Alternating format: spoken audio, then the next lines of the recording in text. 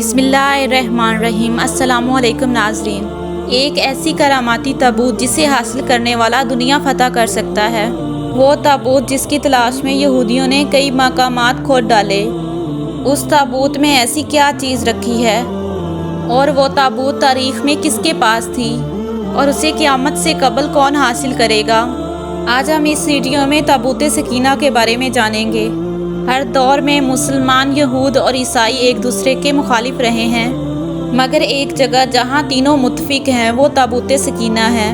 یہ ایک معجزاتی اور کراماتی تابوت ہے جو مومنوں کے دل میں قرار اور سکون کی غرض سے نازل ہوا تھا، اور حضرت آدم علیہ السلام سے لے کر خاتم الانبیاء تک میراث رہی، جس کی وجہ سے اس تابوت کی عظمت اور حرمت بہت زیادہ ہے۔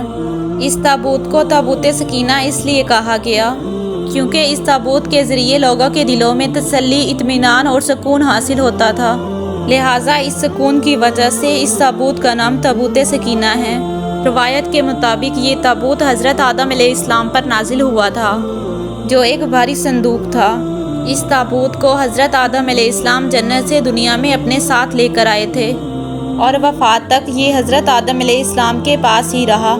جب حضرت آدم علیہ السلام کے وصال کا وقت قریب آیا تو آپ نے اپنے سب سے جانشین بیٹے حضرت شیش علیہ السلام کو یہ تابوت دے دی، اور اس طرح یہ تابوت بنی شیش میں منتقل ہوتا رہا، یہاں تک کہ یہ تابوت حضرت یعقوب علیہ السلام تک پہنچا۔ پھر یہ تابوت بنی اسرائیل کی ملکیت ہو گئی، اور پھر یہ تابوت حضرت موسیٰ علیہ السلام کے پاس آ گیا۔ برسوں صحرائے سینا میں پھرنے کے بعد حضرت موسیٰ علیہ السلام نے پھر اپنی قوم کے لیے ایک عبادت کا خیمہ بنایا۔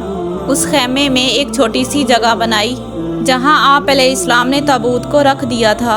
بعد ازاں اسی جگہ پر حضرت داؤد علیہ السلام اور حضرت سلیمان علیہ السلام نے ایک عظیم عالیشان عمارت کی تعمیر کرائی۔ اس عمارت کو ہیکل کا نام دیا گیا۔ یہ عمارت جنات کی مدد سے بنوائی گئی تھی۔ اس میں قیمتی پتھر، یاقوت، زمرد اور سونے اور چاندی کی تختیوں کی دیواریں تھیں۔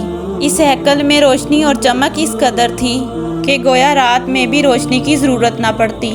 جس خاص کمرے میں تابوت کو رکھا جاتا تھا اس کا نام القدوس تھا۔ سوال یہ پیدا ہوتا ہے کہ آخر اس تابوت میں ایسا کیا تھا کہ بنی اسرائیل اس تابوت کو مقدس قرار دیتے تھے؟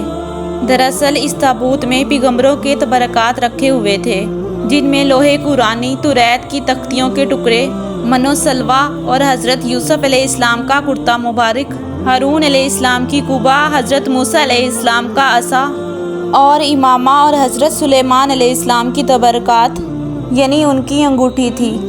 اس کے علاوہ بہت سارے پیغمبروں کی صورتوں کے حلیے بنے ہوئے تھے جو اس تابوت میں رکھے ہوئے تھے۔ یہ صندوق بنی اسرائیل کے لیے نہایت ہی مقدس اور بابرکت تھا۔ بنی اسرائیل جب کفار سے جنگ کرتے اور بڑے بڑے لشکر دیکھ کر ڈر جاتے، جب ان کے دل کی دھڑکنیں تیز ہو جاتی تو وہ اس صندوق کو اپنے سامنے رکھ لیتے تھے۔ اس کے بعد اس صندوق سے ایسی رحمتوں اور برکتوں کا نزول ہوتا کہ بنی اسرائیل کے نوجوانوں کے دلوں میں اطمینان اور سکون پیدا ہو جاتا۔ اس صندوق پر رحمتوں اور برکتوں کا نزول اللہ کی رحمت کی طرف سے ہوتا، اور ان کے لرزتے ہوئے دل چٹان کی مانند مضبوط ہو جاتے، اور اس طرح انہیں ہر جنگ میں فتح حاصل ہو جاتی۔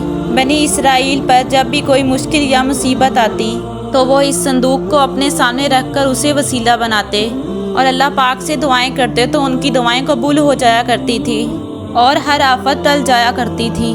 یہ صندوق بنی اسرائیل کے لیے برکتوں اور عروج کا سبب بنا، مگر جب بنی اسرائیل طرح طرح کے گناہوں میں مبتلا ہو گئے، ان کی بدافعالیوں کی وجہ سے اللہ تعالیٰ کا یہ غضب نازل ہو گیا کہ قوم عمالقہ نے کفار کے لشکر کے ساتھ مل کر ان پر حملہ کیا۔